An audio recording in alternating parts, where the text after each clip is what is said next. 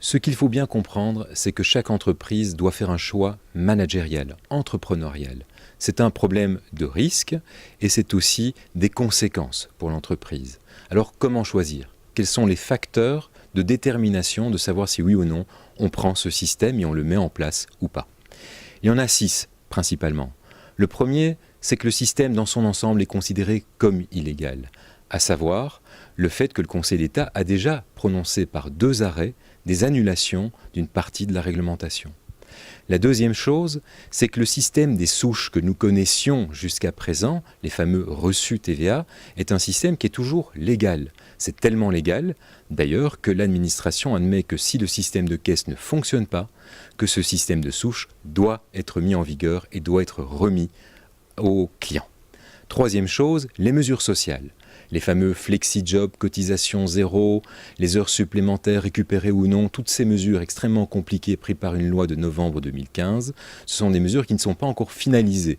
Elles ne sont pas stables non plus et se posent une série de questions, dont notamment la fameuse mesure cotisation zéro est une mesure qui n'est toujours pas en vigueur dans la mesure où le texte même n'existe pas encore.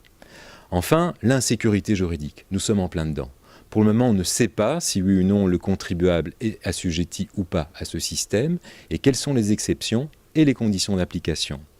Enfin, la question des amendes. Pour le moment, si on suit l'administration, le fait de ne pas installer un système de caisse enregistreuse n'a que pour seule conséquence le paiement d'une amende, pas le rejet de sa comptabilité.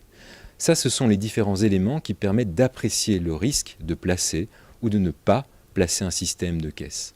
Enfin, si vous installez ce système de caisse enregistreuse, sachez que toutes les erreurs qui seraient commises au niveau de l'encodage seront autant de possibilités pour l'administration de remettre en cause la bonne tenue de votre comptabilité. Donc c'est un choix opéré pour chacune des entreprises et la Fédération propose un système à l'égard de l'administration fiscale qui permettra à chacun des membres de pouvoir se défendre en première ligne, c'est-à-dire de remettre un document à l'administration, au contrôleur qui viendrait, en lui disant « ce système est illégal, nous le contestons, voici les premiers arguments de défense ».